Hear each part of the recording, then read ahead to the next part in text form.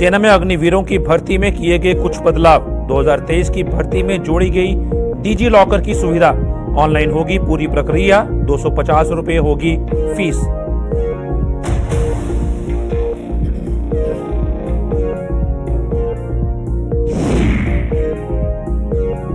PM फसल बीमा योजना का और आगे बढ़ा दायरा। जम्मू कश्मीर के 16 जिलों में आज से लागू हुई योजना।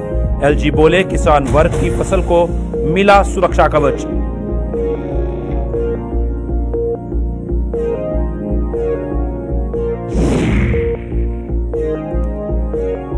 मरम्मत कार्य को लेकर जम्मू श्रीनगर हाईवे आज बंद। 3 व 10 मार्च को भी नहीं होगी गाड़ियों की आवाजाही। 3 दिनों तक सुबह से रात तक की जाएगी मरम्मत।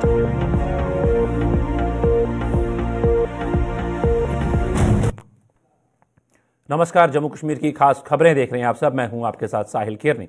चलिए शुरुआत करते हैं खबरों की। भारतीय सेना में अग्निवीरों की इस साल की भर्ती में कुछ बदलाव किए गए हैं। इस बार इस प्रक्रिया में डिजी लॉकर की सुविधा जोड़ी गई है, जिसमें उम्मीदवारों को अपना आधार कार्ड या फिर 10वीं कक्षा का सर्टिफिकेट जोड़ना होगा और उसके बाद ही पंजीकरण की प्रक्रिया आगे बढ़ पाएगी। जम्मू में आज एक प्रेस कॉन्फ्रेंस के दौरान recruiting ARO colonel Sumit Kumar Singh ने अग्निवीरों की भर्ती के नए नियमों का पूरा ब्यौरा दिया। उन्होंने बताया कि पंजीकरण की प्रक्रिया पूरी होने के उम्मीदवारों को ऑनलाइन परीक्षा की प्रक्रिया से गुजरना पड़ेगा और मेरिट लिस्ट में जगह पाने वालों को ही भर्ती रैली के लिए बुलाया जाएगा। तीसरा चरण मेडिकल टेस्ट को होगा। 500 रुपए की कुल फीस में से उम्मीदवारों से 250 रुपए लिए जाएंगे, जबकि शेष राशि का भार सेना वहन करेगी। कर्नल सुमित कुमार ने यह भी बताया कि ऑनलाइन परीक्षाओं के लिए देश भर में 176 परीक्षा केंद्र बनाए जाएंगे, जिनमें से जम्मू संभाग में एक परीक्षा केंद्र और जम्मू और दूसरा सांबा में बनेगा। इंडियन आर्मी की जो अगली भर्ती की पूरी प्रक्रिया है वो 3 चरणों में पूरी की जाएगी। पहले चरण में ऑनलाइन रजिस्ट्रेशन और ऑनलाइन एग्जामिनेशन की कार्रवाई होगी। ऑनलाइन रजिस्ट्रेशन इंडियन आर्मी के जो मेन साइट है www.joinindianarmy.nic.in है, उस पर जाके कोई भी उम्मीदवार अपना ऑनलाइन रजिस्ट्रेशन कर सकता है। ऑनलाइन रजिस्ट्रेशन की पूरी प्रक्रिया वैसी ही है जैसी पहले की जाती रही है। बदलाव सिर्फ ये आए हैं कि जो पहले हमारा डिजी लॉकर का सिस्टम था, वो डिजी लॉकर का सिस्टम अब नहीं था। अभी ये डिजी लॉकर का सिस्टम ऐड हो गया है। उम्मीदवार को अपने डिजी लॉकर में अपना आधार कार्ड या फिर अपना 10th का सर्टिफिकेट डाउनलोड करके उसके बाद रजिस्ट्रेशन की प्रक्रिया को पूरी करनी होगी। उसके बिना रजिस्ट्रेशन की प्रक्रिया आगे नहीं बढ़ सकती है। जितने भी रजिस्टर्ड कैंडिडेट्स हैं उनको एक ऑनलाइन एग्जामिनेशन के थ्रू गुजारा जाएगा। स्टेज 1 में जितने भी सिलेक्टेड कैंडिडेट्स होंगे जो मेरिट लिस्ट में आएंगे, उनको रिक्रूटमेंट रैली के लिए बुलाया जाएगा। रिक्रूटमेंट रैली की कार्रवाई वैसी ही होगी जैसे पहले की जाती रही है। और स्टेज 3 में यानी तीसरे चरण में उनको मेडिकल के थ्रू गुजारा जाएगा। जो कंप्लीट मेरिट लिस्ट होगी वो ऑनलाइन रिटन एग्जामिनेशन और फिजिकल फिटनेस टेस्ट जो रिक्रूटमेंट रैली के दौरान होगी उसी के बेसिस पे की जाएगी। 16 फरवरी से लेकर 15 मार्च तक का समय दिया गया है उम्मीदवारों को ऑनलाइन रजिस्टर्ड करने के लिए। 17 अप्रैल से हमारा ऑनलाइन रिटन एग्जामिनेशन की कार्रवाई शुरू हो जाएगी। ऑनलाइन रजिस्ट्रेशन की आखिरी जो प्रक्रिया होगी उसमें 250 रुपए का पेमेंट है। पेमेंट की प्रक्रिया पूरी होने के बाद ही हमारी रजिस्ट्रेशन की प्रक्रिया पूरी मानी जाएगी। जो रजिस्ट्रेशन है उसके लिए टोटल कॉस्ट 500 रुपए का है, बट उम्मीदवारों को रियायत देने के लिए 250 रुपए यानी कि 50% कॉस्ट जो कि इंडियन आर्मी बेयर कर रही है, बाकी का 250 यानी कि 50% कॉस्ट उम्मीदवार पेमेंट करेगा। इन केस अगर पेमेंट के साथ कोई भी बैंक चार्जेस अगर अवेलेबल हैं या एप्लीकेबल हैं तो वो उम्मीदवार को ही पेमेंट करना पड़ेगा। रजिस्ट्रेशन की पूरी प्रक्रिया पूरी होने के बाद ऑनलाइन एग्जामिनेशन में बैठा जाएगा। ऑनलाइन एग्जामिनेशन 176 सेंटर्स में पैन इंडिया एक साथ कंडक्ट करवाया जा रहा है। जैसा मैंने आपको बताया कि 17 अप्रैल के बाद से एग्जामिनेशन की कार्रवाई शुरू की जाएगी। रजिस्ट्रेशन पूरा होने के बाद एग्जामिनेशन डेट से 10 से 14 दिनों के पहले कैंडिडेट को जॉइन इंडियन आर्मी वेबसाइट के ऊपर ही उसका एडमिट कार्ड भेजा जाएगा, जिसकी जानकारी उसके रजिस्टर्ड ईमेल आईडी या फिर रजिस्टर्ड मोबाइल नंबर के थ्रू उसको जानकारी दी जाएगी एक एसएमएस के द्वारा। उसके बाद वो अपना admit card join Indian army website से डाउनलोड कर सकता है। एडमिट कार्ड के ऊपर एग्जामिनेशन सेंटर और समय की पूरी जानकारी दी जाएगी। हमारे जम्मू संभाग के अंदर 2 एग्जामिनेशन सेंटर अभी नियुक्त किए गए हैं जो 176 एग्जामिनेशन सेंटर का हिस्सा है। एक एग्जामिनेशन सेंटर जम्मू में है और दूसरा एग्जामिनेशन सेंटर सांबा में है। इसके बारे में और कार्रवाई जारी है। अगर एग्जामिनेशन सेंटर बढ़ाए जाते हैं या फिर कोई नए एग्जामिनेशन सेंटर खोले जाते हैं तो इसकी जानकारी कैंडिडेट को दिए गए जो तरीके मैंने बताए हैं उसके द्वारा उनको इत्तला दे दी जाएगी। रजिस्ट्रेशन की प्रक्रिया के दौरान अगर आपको कोई परेशानी होती है तो आपके लिए एक इंडियन आर्मी की वेबसाइट के मार्फत के थ्रू एक हेल्प डेस्क भी बनाया गया है, जिसका नंबर इंडियन आर्मी की वेबसाइट www.joinindianarmy.nic.in के ऊपर भी अवेलेबल है। जो नंबर है वो 7996157222 है, जिसका इस्तेमाल करते हुए कैंडिडेट्स अपने किसी भी समस्या का निस्तारण कर सकते हैं, उसका निवारण कर सकते हैं, ताकि उनको रजिस्ट्रेशन के दौरान किसी भी तरीके की असुविधा ना हो। कई बार ऐसा देखा गया है कि बहुत सारे कैंडिडेट्स आगे नहीं बढ़ पाते हैं क्योंकि वो रजिस्टर नहीं कर पाते हैं और किसी न किसी समस्या की वजह से शामिल नहीं हो पाते हैं रिक्रूटमेंट रैली के दौरान। प्रधानमंत्री फसल बीमा योजना आज से जम्मू कश्मीर के 16 जिलों में लागू कर दी गई। उपराज्यपाल मनोज सिन्हा ने स्कॉस जम्मू में आज आयोजित एक कार्यक्रम के दौरान ये जिम्मेदारी निभाई और किसान वर्ग को इसके लिए मुबारकबाद दी। इस दौरान उन्होंने कुछ किसानों को चेक भी सौंपे और वहां लगाई गई किसान प्रदर्शनी का निरीक्षण भी किया। उपराज्यपाल ने अपने संबोधन में बताया कि फसल बीमा योजना से किसान वर्ग की फसलों को सुरक्षा कवच मिल गया है और उन्हें इसका हर हाल में लाभ लेना चाहिए।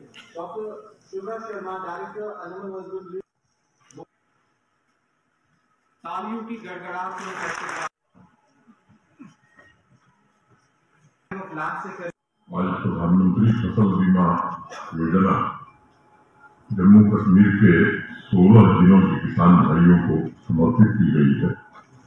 मैं आप सबको इसकी बहुत मुबारकबाद देता हूँ। ये सच है कि देश में प्रधानमंत्री फसल बीमा योजना काफी पहले प्रारंभ हो गई थी, लेकिन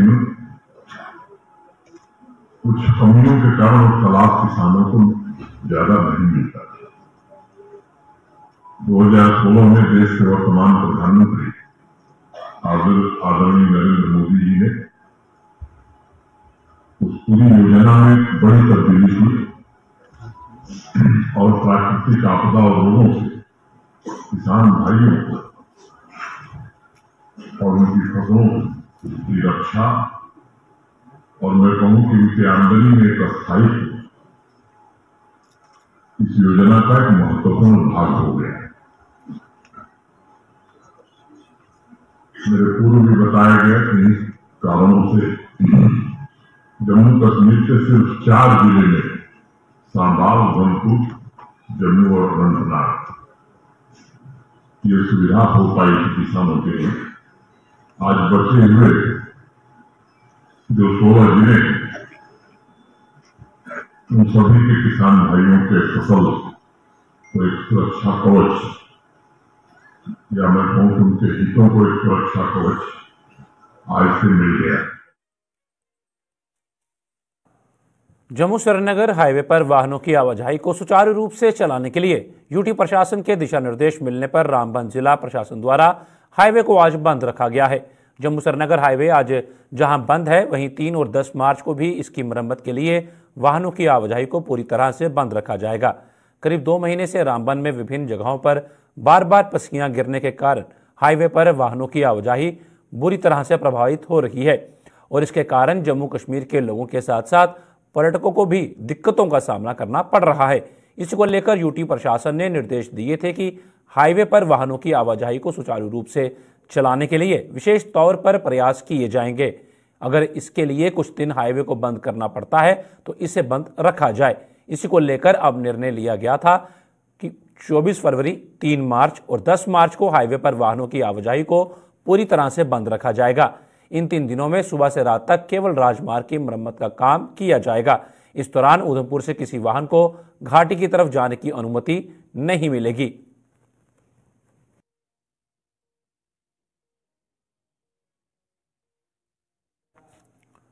पुंछ जिले की मेंढर सब डिवीजन के तकिया कालाबन गांव में आग लगने की घटना में कई मवेशियों की झुलसकर मौत हो गई। स्थानीय निवासी नसीमा बेगम के आवास पर पेश आए इस हादसे में 10 बकरियों और एक बैल के मारे जाने की खबर है। आग पर जब तक काबू पाया जाता ये सभी बेजुबान दम तोड़ चुके थे। वहीं पुलिस ने मामला दर्ज कर इस हादसे के कारणों की जांच शुरू कर दी है।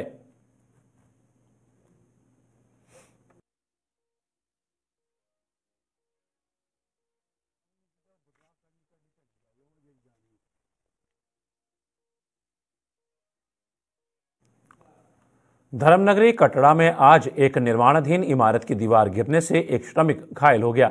बताया जा रहा है कि यह निर्माण कार्य म्युनिसिपल कमेटी कटरा द्वारा करवाया जा रहा था और अचानक ही यह दीवार भरभराकर गिर गई, जिसकी चपेट में एक श्रमिक के आने से वहां अफरा तफरी मच गई। लोगों ने कड़ी मशक्कत के बाद इस श्रमिक को मलबे से बाहर निकाला और इलाज के लिए अस्पताल पहुंचाया। वहीं पुलिस ने मामला दर्ज कर इस हादसे के कारणों की जांच शुरू कर दी है।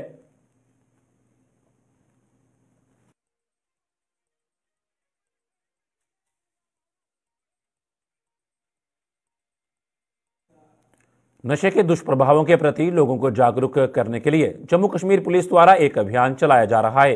सिविक एक्शन प्रोग्राम के तहत पुलिस जगह जगह जागरूकता शिविर लगाकर लोगों को नशे के दुष्प्रभावों के प्रति जागरूक कर रही है। इसी अभियान के तहत पुलिस द्वारा पुंछ में आज एक संगोष्ठी का आयोजन किया गया।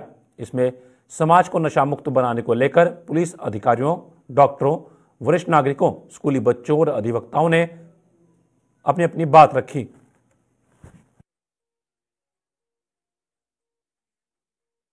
से जो है वो गेस्ट स्पीकर जम्मू से आए हैं, राजौरी से आए हैं, प्रोमिनेंट यहाँ से हैं, कुछ डॉक्टर्स हैं, कुछ एनजीओ से हैं। तो ये चीज हमने यहाँ पे शुरू की है। जैसे कि आप सब जानते हैं कि ड्रग्स जो है आज की डेट में हम अखबार पढ़ें तो ड्रग्स, सोशल मीडिया पढ़ें तो ड्रग्स। तो पुलिस तो अपना काम कर रही है, जो रिकवर करना, पनिटिव सेक्शंस, किसी को बुक करना, एफआईआर लगाना। इस चीज की awareness among the youth, parents, यहाँ पे जो ट्रेडर्स हैं, प्रोमिनेंट सिटीजन्स हैं, रिलीजियस लीडर्स हैं, उन सबको भी यहाँ पे हमने इनवाइट किया है ताकि इस चीज की अवेयरनेस जो है वो घर घर तक पहुंचे। हमें नशे से बचना है, हमें नशा मुक्त भारत को बनाना है। तो सही है, गलत है?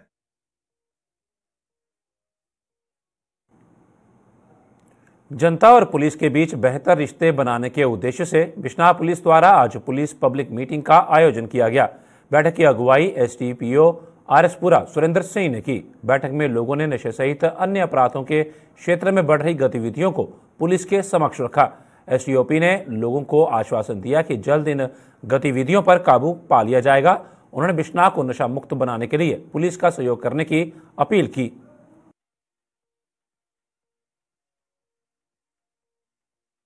पुलिस स्टेशन बिश्नाह में पुलिस पब्लिक मीटिंग ऑर्गेनाइज हुई है। इसमें काफ़ी सारे नॉमिनेटेड पुलिस और रिप्रेजेंटेटिव ने, पब्लिक रिप्रेजेंटेटिव ने पार्टिसिपेट किया है। काफ़ी पब्लिक ग्रीवेंस के इशू आए जो हमने यहाँ डिस्कस किए हैं। बहुत सारे इशू मौके पे ही सॉल्व हो गए। कुछ जो इशू थे जो सीनियर ऑफिसर के नॉलेज में रखे जाएंगे। मेन इशू यहाँ जो आया है चिट्टे का आया है।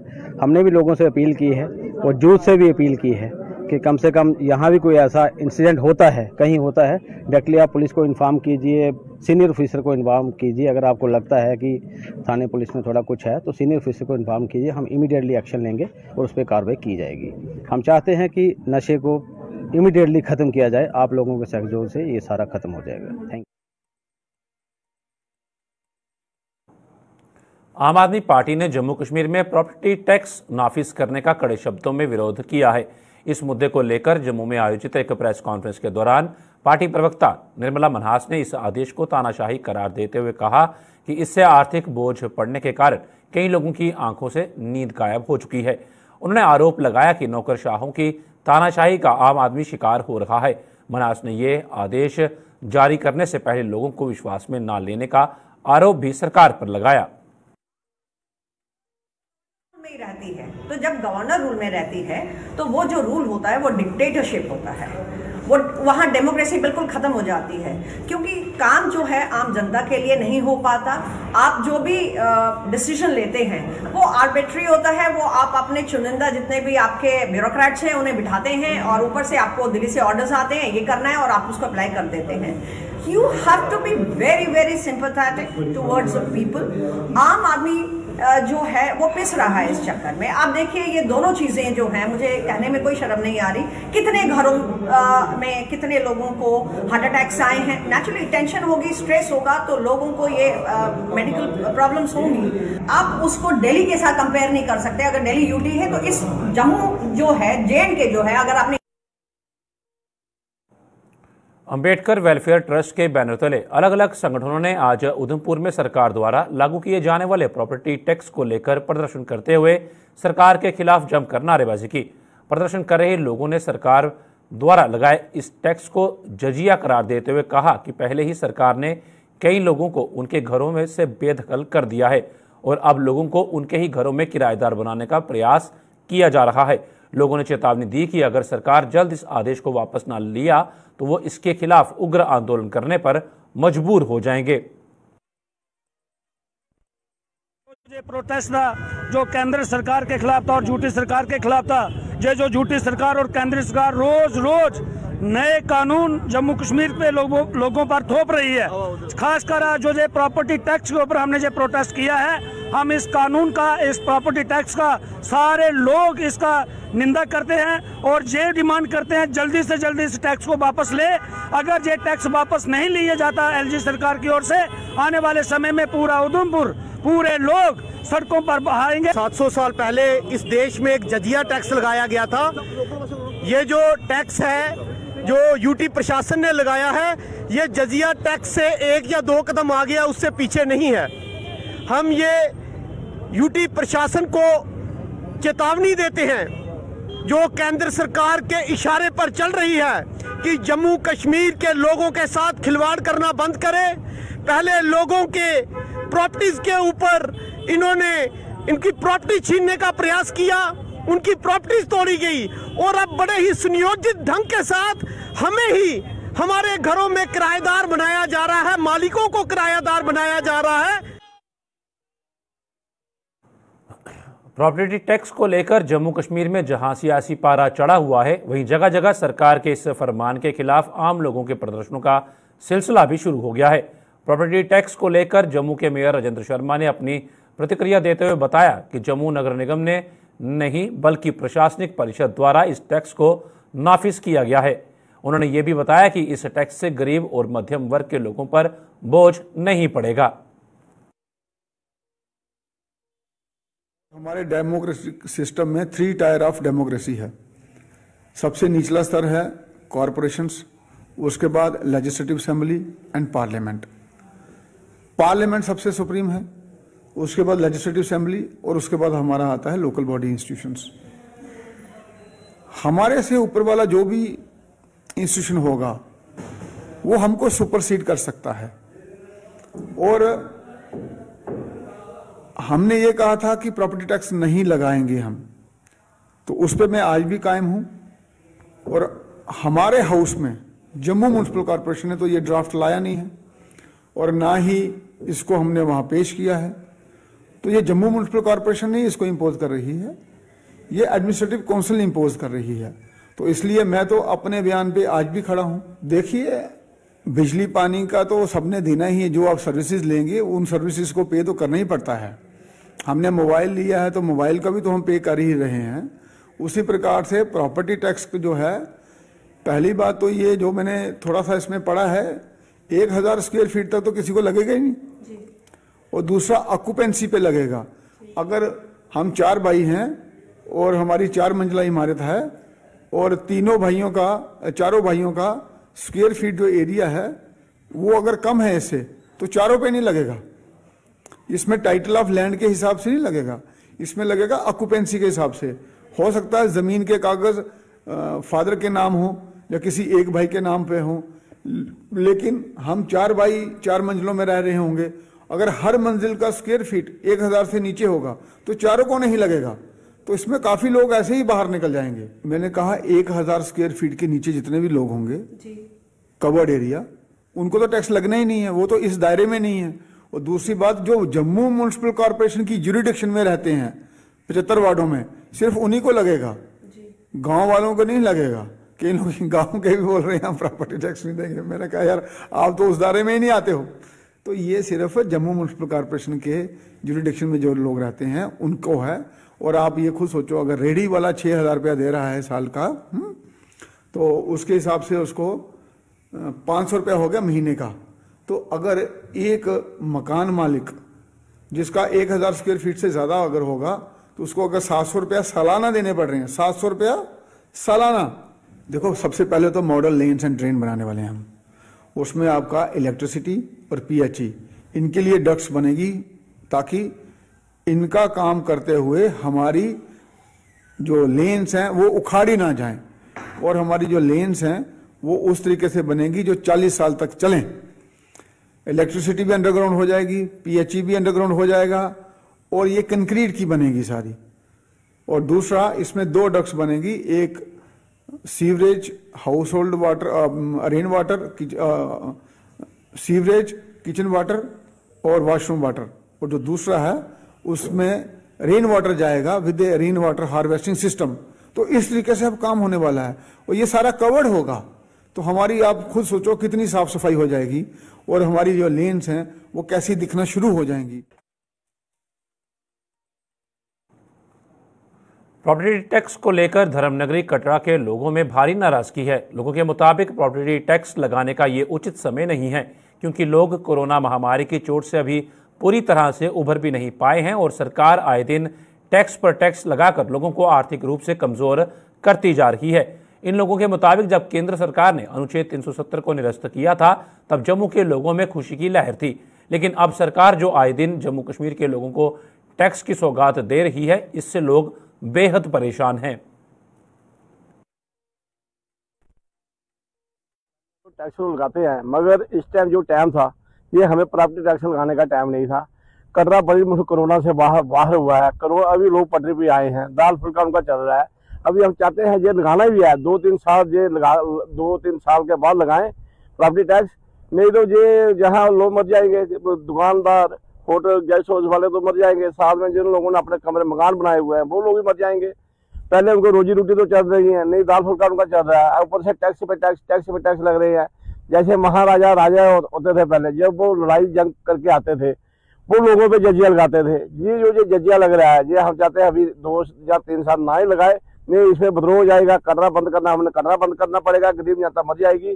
शायद जम्मू वाले लोग भी जम्मू बंद करने के लिए तैयार रहेंगे। ये लेफ्टिनेंट गवर्नर साहब थोड़ा ये कटरा जनता के बारे में सोचा जाए, जम्मू जनता के बारे में सोचा जाए, इसके लिए कुछ सोच समझ के बात करें। ये टैक्स सोच समझ के लगाएं। अभी ये जम्मू कश्मीर में टैक्स लगने के काबिल नहीं है, बड़ी मुश्किल से लोग दाल रोटी पे अपने गुजारा कर रहे हैं। आपको पता है कि पिछले दिनों हमने देखा कि यहाँ की जो एलजी साहब है उन्होंने यहाँ एक तोहफा दिया है जम्मू कश्मीर के अंदर जो प्रॉपर्टी टैक्स के रूप में है। तो हमें नहीं पता था कि ये जैसे ये कहते थे कि 370 जब टूटेगा यहाँ लोगों को नौकरियां मिलेंगी, यहाँ जो बेरोजगारी है वो खत्म होगी। तो हमें तो पता नहीं था कि 370 के क्या क्या फायदे हुए हैं, लेकिन अभी हमें पता चल रहा है कि 370 के क्या क्या फायदे हैं। जैसे कि प्रॉपर्टी टैक्स हमारे ऊपर लगाया जा रहा है। पिछले दिनों इन्होंने जो रोशनी एक्ट की जो जमीनें थी या और कई सारी लोगों के घर थे वो तोड़ दिए। हमें नहीं पता था कि इस रूप में ये हमें ये तोहफा देंगे 370 का। ये फायदा हुआ लोगों को कि 370 तोड़ा, उसके ऊपर ये जो नए हमारे को टैक्स दिए जा रहे हैं, टैक्स हमसे लिए जा रहे हैं। अभी कोई ऐसी चीज नहीं होगी खाली जमीनों के ऊपर टैक्स लिए जाएंगे, मकानों के ऊपर टैक्स लिए जाए। वो अभी ये चाहते हैं कि चाहते हमें पता नहीं कि ये क्या चाहते हैं। तो यहाँ लोग बड़े परेशान हैं। जो भी ये कर रहे हैं इसका हम पूरा विरोध करेंगे, ये गलत है।